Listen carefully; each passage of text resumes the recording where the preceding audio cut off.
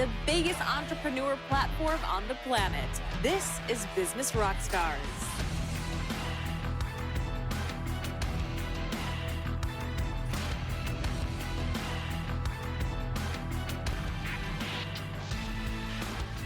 This is Business Rockstars. I'm Mark Lack, and joining us is my man, Keala Kanai.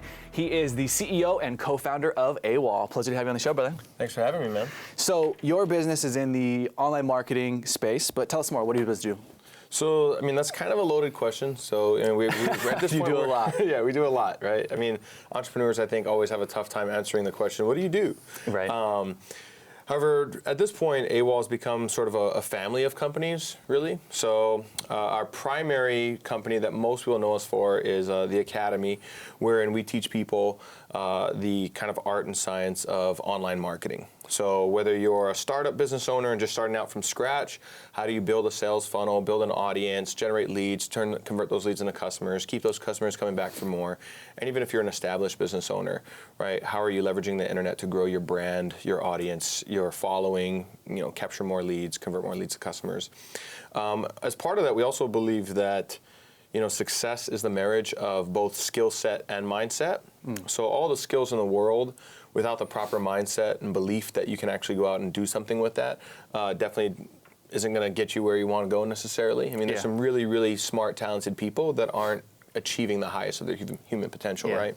I think that's one of the best things about you guys that really makes you stand out in that space is it's, like you said, the marriage between the tactics and strategies with the mindset side. Right. And so that's kind of a legacy piece for me. It's just something I'm really passionate about. And so we also have a personal development company with a trilogy of events that people can attend, including a couple of retreats. We have a digital publishing company where we'll partner with experts and help them launch their products and coursify some of their knowledge and turn that into digital courses and take that out to the masses. And then we also have a little bit of agency work that we're working on here in the not too distant future, and yada, yada, yada. So basically, like you said, right, a lot of things. And it's a family of companies. You definitely don't use that as your answer at a coffee shop. No. I always just say, I consult, or just make something up. Yes, that's basically what I say too, is like we kind of just help businesses grow their audience. I love that. So I've got to ask the standard question.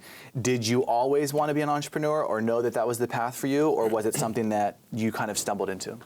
Definitely something more that I stumbled into. Luckily enough, growing up, although we came from very, very humble beginnings. From Hawaii, right? From Hawaii, which a lot of people have a hard time believing that there is such thing as a humble beginning in Hawaii. But that's vacation for everybody. Everybody thinks the whole thing is paradise, and it's not exactly how it works. So I grew up, just down the street from public housing. My friends in school were all in public housing.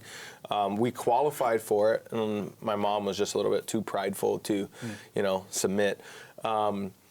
And so, but growing up, my mom cleaned homes for a living, and she always told me when she would kind of tuck me in bed at night that, whatever you want to do, Keala, you can do anything in the world that you set your mind to.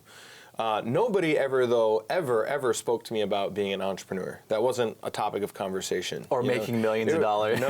It was impacting millions of lives. But you can do whatever you put your mind to. What they meant was get good grades, get a good job, work the rest of your life. Follow the path. That sort of thing.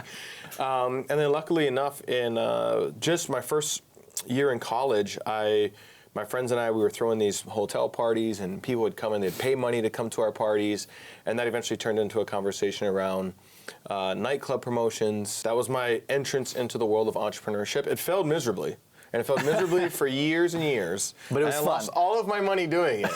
But I wouldn't be here if I hadn't started down that path. And that's what usually happens, though, right? Is most people's first business fails, and if it doesn't fail in the long term, it usually fails early on. Like my business failed early on, and then it became successful. So what do you think are the lessons, though? Because I think a lot of people think that they're afraid to start because of failing early on. Oh, and then all my parents and friends were right, that I would start and it was a bad idea and it would fail. How do you overcome that? I think that's kind of a loaded question. For me, I think that, there is no such thing as failure.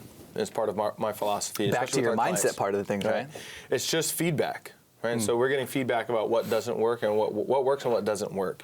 And so for me, even when I was failing then, as I failed throughout the years, I would have conversations with friends or family members, and they're like, "So, Cal, like, when are you gonna just give up? Like, how much failure is it gonna take before you come?" And to these your are people senses? on your team. These are people who absolutely Family, believe that they are friends. doing the best for me, right? They absolutely believe that they're helping me. And I would just tell them, like, I've only failed the moment that I gave up. Until then, I'm just learning. That's a mindset shift that most people haven't made yet, though. So Right. is there a way that people can learn to adopt that kind of mindset? Well, there is definitely through, one of The our businesses, AWOLacademy.com. right. But I mean, any level of personal development, right? It's just going in and taking a look. For me, personal development is going in and taking a look at the beliefs that we're currently, that are currently running us. And I say running us because most of us are unconscious about what those beliefs are. We create these beliefs about ourselves or the world around us when we're way too young to even know that that's what we're doing. Yeah, we didn't And even then- choose them. They were conditioned on us. 100%. Yeah. Right? And then we allow those beliefs to continue to dictate our outcomes in life, and we're completely unaware that they're even running us. And only at the moment that we become aware of those beliefs, then do we have the opportunity to exercise a new choice and choose a new belief, right, that will help us get whatever it is that we want out of life. So Amen. Absolutely, it's a mindset piece, and I would just stress that failure is only failure when you've given up. And I had a really interesting conversation a while back, a few years back. I had just gotten into life insurance, actually. So selling life insurance, and I had this boss. She was phenomenal. She had come into Hawaii, just blew it up, and luckily she was the person that hired me and trained me. And it was an interesting conversation because right out of the gate, I was familiar with sales. I was making phone calls. I was hitting the phone. I was booking appointments, all that. And right out of the gate, as soon as like my first week out, I started having some success. Right, I was on the leaderboard. I was in the top 5 of the company. Blah blah blah. And I'm feeling high and mighty, like I could part the seas or whatever it is, Yeah. And I sit down with her in the office, and she goes, "I wish you didn't have that much success." I was like, "Why? What do you mean?" She says, "Well, the challenging thing is, Cal, the people that come in here and have success right out of the gate, they tend to not appreciate all the work that goes into success, and they end up quitting or leaving early. And the people that come in here and struggle for their first 6 months, year, 2 years, those are the ones that go on to build a lifetime, create a lifetime in this business, right?" And I didn't really understand the gravity of what she was trying to say at that moment. I was still very young. But it makes a lot of sense to me today, because what I see today is, people will come in, they'll get our curriculum, they'll start working on it, they see some success right out of the gate fairly quickly, and somehow they tend to find some way to sabotage that in the long run. It's like the lottery mindset, right? Totally. The majority of people that win the lottery, they didn't necessarily earn it. Right. They end up going bankrupt. Right. So, But then the people that come in and put in the work, that read the books, that do the courses, that attend the events, that Take time to get the success. may take them months before they see their first taste of success, they appreciate it so much more. And they go on to be some of the best clients, who really follow instructions well, Yeah. and have those, a real long-term which is so tough career. nowadays. We live in such an instant gratification world where we want everything now.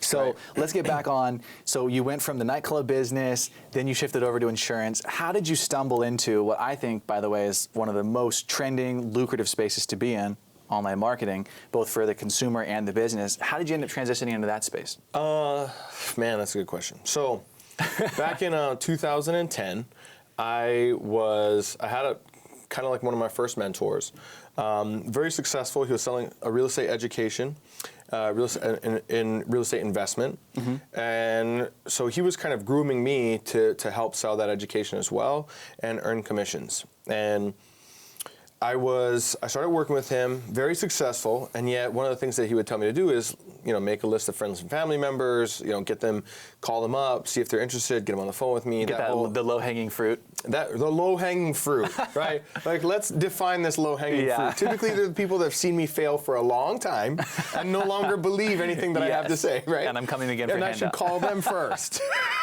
The most skeptical ones. Anyway, so I just wasn't really digging that idea, and one day, and back in 2010, I went online and I just Googled how to generate leads online.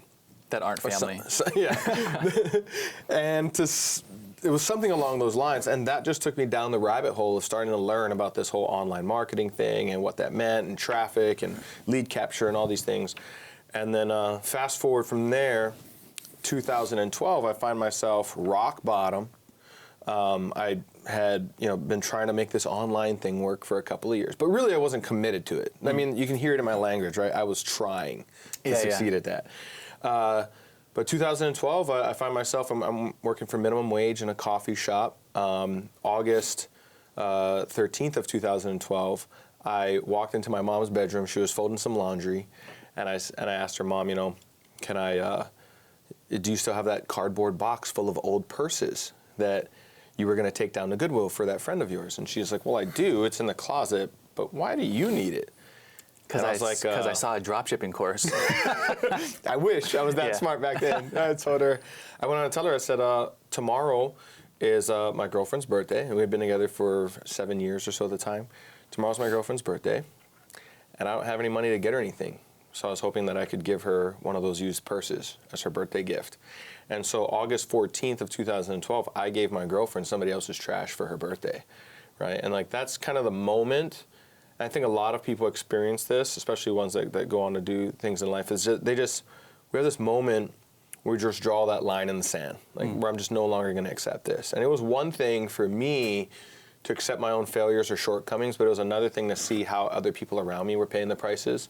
So that night, sitting in that hallway, digging through this cardboard box to find my girlfriend's birthday gift, I just got really recommitted to my goals and dreams and ambitions, and just knew that I was never going to be in that situation again.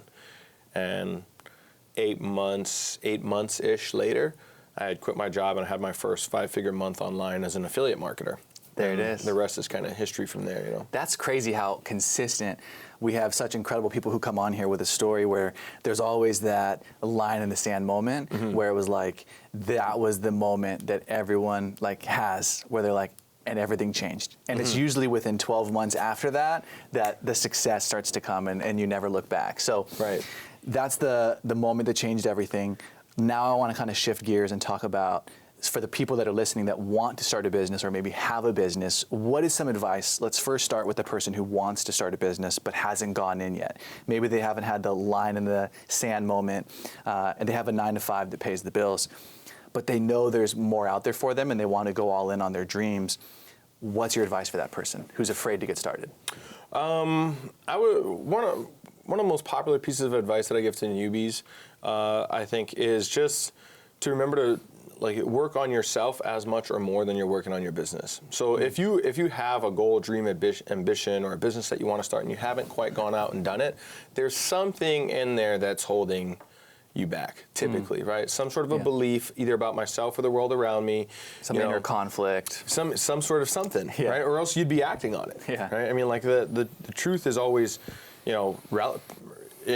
all around us in reality. Right? So there's probably something there that's holding you back, and in order to find out what it is, it's going to take some introspection, right? So the longest journey is the journey within, right? And to find out and learn more about ourselves. So that would be probably my easiest piece of advice for somebody just wanting to. What's really holding them back? Yeah, find out what's going on, and really believe that you can. I actually believe that, and I've worked with thousands of people at this point. I believe that every human being on earth is innately great. That every human being comes into the world with something remarkable to offer that world. Amen. That the universe, God, whatever you want to call it, doesn't create ordinary people. It creates extraordinary people who along the journey of life may accept fear, doubt, guilt, shame, and then settle for an ordinary life as a result. That's powerful stuff. I agree. I mean, we get conditioned and we get into the wrong environment, and then that ends up leading us down a different path. So let's shift. I want to talk about marketing, because that's something that you focus on a lot. So many businesses, and I know you've heard this, social media marketing, online marketing doesn't work. We tried it. Why is that such a common thing that we hear? That's a really good question, and I think for every business it can definitely be a little bit different. However, the thing that I find when we're looking at clients who are coming in for they'll do a funnel review as part of our curriculum or something, typically what most people First off, a lot of people enter into the space with sort of a lottery mindset. Well, like, oh, I should spend $1 here and make $3 or $5 there. And on my first campaign. Right. And if I've spent $100 and I didn't make $500 back, so it was a failure. Yeah. And it's like, no, that's not exactly how it works. The first thing that we're doing in the world of online advertising, or any advertising really, is we are buying data, right? We're buying information. So even today, when we launch new campaigns, the very first thing that I talk with my team is make sure that we're aggregating all the campaign data every day, putting that into spreadsheets so that we're analyzing what are our click-through rates, what are our what are our CTR, our CPA, cost per lead, all these things, so that we can figure out what the data is telling us to do and how to make the adjustments to get it into profit. So most people, when they bring a campaign that's not working, or they've tried something on social media that hasn't worked, it's not that it hasn't worked, it's that they haven't analyzed the data long enough and made enough adjustments to get it to work. That's right? it. It was just so simple. I think so many people, they just don't know their numbers, and then they don't know how to play the game. Right. If they don't know how much they can spend to acquire a customer, then they have no idea. That's one of the first data points is, well, how much can we spend to acquire a customer? Right. So then we can go out and start testing to get the data to adjust. And I think most people just don't stick with it long enough. Yeah. And I mean, a real simple tip that anybody could use is, like, as a general rule of thumb, if your CTR, like normally with our customers, click-through rate. Yeah, your click-through rate. For the people so the who amount don't- of the amount of people. So you take the amount of people that have seen your ad, and then how many of them actually click or engage, right? So if 100 people saw it and 3 people engaged, that's a click-through rate of 3%, roughly. Okay? So we normally look with our clients for a minimum of a 3% click-through rate. Okay. Anything less than that, we're looking for either change the image, change the thumbnail of the video if it's a video ad, or change the headline. Right, because we've got to get it over a 3% at that point. And that's just the first link in the chain, and now we move to the thing that when they click, now they go to the landing page. Right. So now you optimize what's that thing that they're landing on. Right. And then you look at that data. So exactly. So we'll look at click-through rate. Is it above or below this X percentage that we think is like an earmark standard? Then at that point, what is the link click rate? So if you have a link in the ad, of the people that engage, what percentage of those actually click the link? Yeah. And if that's below X, which I forget what it is at this point, without my team It here, changes, and it depends on does the adjust. offer and audience. Yeah. Totally. And then you're looking at, on the landing page, how well is that page converting, right? Above or below, we look at like a minimum usually of 30%. Which means that you would have a really good message to market match. Exactly. The offer, the message in front of the audience is a really good match. And yeah, and congruency, right? Like that the ad has pre-framed them well enough so that when they hit the landing page, the opt-in page, that they are preempted to opt in, right? Yeah, They already it's not incongruent when they get to the other side. But you'll be surprised how many people that is exactly what's happening. It's a Like, different of course. color, it's a different image, it's a different headline. You're like, no wonder it's not working. I'll give you this as a general rule of thumb: confused people don't buy. Right? So confused people don't act. So make it simple. And another very, very general rule is we're always, as marketers, we're always answering the question, what do I do next? Right? What do I do next? Click here to read more. We'll use that terminology all the way, a lot of times in our ads. Stick with me, keep reading till the end, something like that. Yeah, if you've read this far, then I'm telling them what to do next. Yeah. Then click the link. Then download the PDF or get the lead magnet, whatever. Then attend the webinar or watch this video. I think you have to tell them what to do. One of the best things that I heard from a mentor that was, you got to talk to them like they're a second grader. And it's like so tough for some people to like digest that. And it's like, really? But they're successful business people. And it's like, but still. In the online marketing space, you don't want to get fancy. I'll share this tidbit I got with you from a mastermind that I recently attended. Agora Publishing, which is one of the largest. A monster, right? I mean, like, they are the Facebook of internet marketing. They're just a gorilla, right? Doing I believe over $1 billion a year right now. Anyway, what I would share is that they were at an event and they said that they leverage heavily copywriting. So writing the people that write the sales letters or sales videos that convert their leads into customers. And what they've consistently found is that their highest converting videos or sales letters are always written at a 4th grade reading level or below. Period. There it is. And they are selling to very advanced, highly intelligent investors. Yeah. People who have lots of money, have expendable and disposable income that they're investing in the markets anyway. So these are intelligent folks who still need to be spoken to with a less than 4th grade reading level, or else they don't convert, because confused people don't buy. which is why it's so crucial. And it's just like, man, that's powerful stuff. So I want to shift, though. I want to kind of wrap up and put a bow on this interview with something that you feel like was one of the best pieces of advice you've gotten. And I know that's tough because for me, like 50 things come to mind, and the longer I think about it, the bigger the list gets with good advice. But what is something that you feel like was a piece of advice that totally changed your life, either on the business side or the personal side? So the piece of advice would be like probably for somebody that I consider still my mentor today, and that is that everything is love. And I know that might sound super esoteric and intangible, but when we can see that like there's kind of like that everything is happening in our favor, for me, it's made it much easier to navigate through the tough times and the challenges, because knowing that even today, when I look at it, right, and most people watching, maybe they can relate to this as well. When I look back on my life at like the biggest challenges that I've experienced, right, parents getting divorced, challenges I went through in school and education and business and all that. During those times, I thought this is the worst thing that could possibly be happening to me. I can't imagine a calamity worse than this, right? And then you look back on it a few years later with 20/20 vision, and you see how that brought you right to where you are. And if you don't regret where you are, how can you regret all the things that got you there, right? And so keeping that one that little token of wisdom in my back pocket has definitely made it easier for me to navigate the rough seas. Which is so good because in life, you're obviously going to go through seasons, but for the people out there who haven't gotten into business yet, I mean, there is way more ups and downs as an entrepreneur. Yeah, and that's good. I had a mentor once that said, smooth seas don't make great sailors. I love that one. So I've heard that as well. Powerful stuff, brother. I wish we could jam more. So if you were going to send somebody to a place where they could learn more about you because they're inspired by this interview, maybe they want to even learn about your business, where's the place that you direct them? I'd probably direct them to my personal website, kealakanai.com. So that's KEALAKANAE.com. I know it's only 10 letters. They're going to type it on the screen. Vowels. They'll type it out on the screen for us. Okay, that works. Perfect. Yeah, it's being revamped as we're shooting this, but it should be up and done pretty soon. Perfect. Well, brother, I appreciate you for coming on the show and inspiring our audience. Thanks for having me, Thanks so much. This is Business Rockstars. I'm Mark Lack, and if you enjoyed this interview and want to watch more, you can go to businessrockstars.com or check out our Facebook page.